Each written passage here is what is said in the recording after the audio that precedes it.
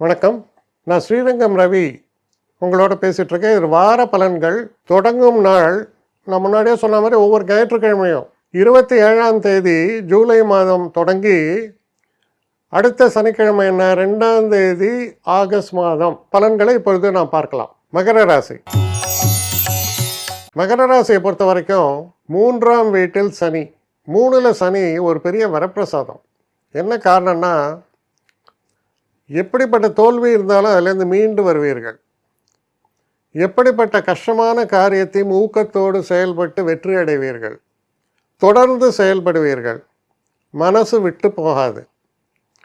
அதே நேரத்தில் 2ல் ராகு, வாக்குஸ்தானத்தில் ராகு. பிரமாதமாக வேலை செய்கிறீங்க, ரைட்டு. வாய் தேவையில்லாத விஷயம். சில நல்ல மனிதர்களை நான் பார்த்துருக்கேன். அவங்க பார்த்தீங்கன்னா அவங்க அப்பாவாக இருக்கும், இல்லை சித்தப்பாவாக இருக்கும், ஹாஸ்பிட்டலைஸ் ஆவா, இவன் தான் ஃபுல்லாக செய்வான்.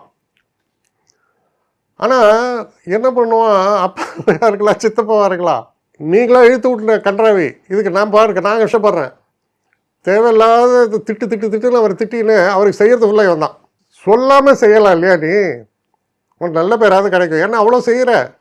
இதுதான் அதில் வரக்கூடிய சின்ன கான்ட்ரவர்சி.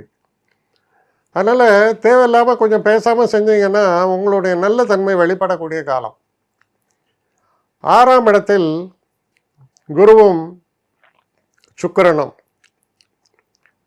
பகைவனுக்கு அருள்வாய்னு சொல்லுவாங்க. 2 சுபர் போய் 6ஆம் இடத்துல உட்காந்தா என்ன, பகைவனுக்கு அருள்வாய். பகைவனை பகைவனாக நினைக்காம காம்ப்ரமைஸ்லேயே போகும் மைண்டு. நல்லது தானே. கத்தி எடுத்துகிட்டு வந்தவன் கூட அதில் பக்கத்தில் இருக்கிற பழத்தை நறுக்கி உங்களுக்கு கொடுத்துட்டு போயிடுவான். அந்த அளவுக்கு பகைவனுக்கு அருள்வாய்.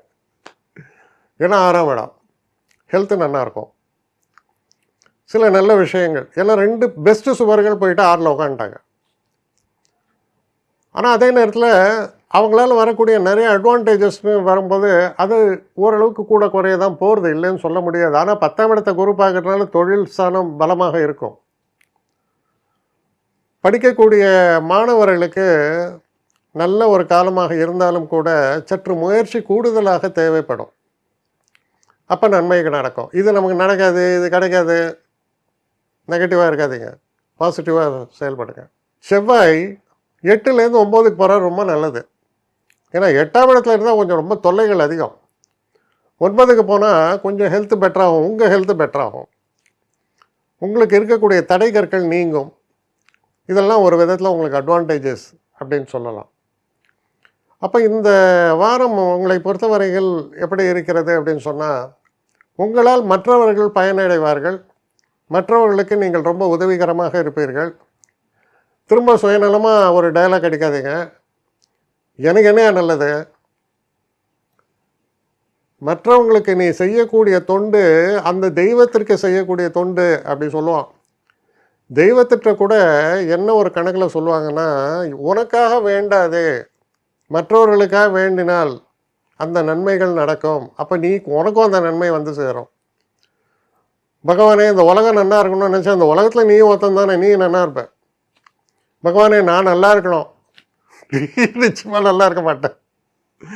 சுயநலம் என்பது கூடாதுன்னு சொல்லப்பட்டிருக்கு. அதெல்லாம் மிக உயர்ந்த தத்துவம். அதில் ஏகப்பட்ட விஷயங்கள் உள்ளே இருக்குது. அதனால் இதெல்லாம் புரிஞ்சுங்க. நல்ல வாரமாக அமையும், மன நிறைவை தரக்கூடிய வாரமாகவும் அமையும். என்னை காண்டாக்ட் பண்ணணும்னு நிறைய பேர் நினைக்கிறீங்க.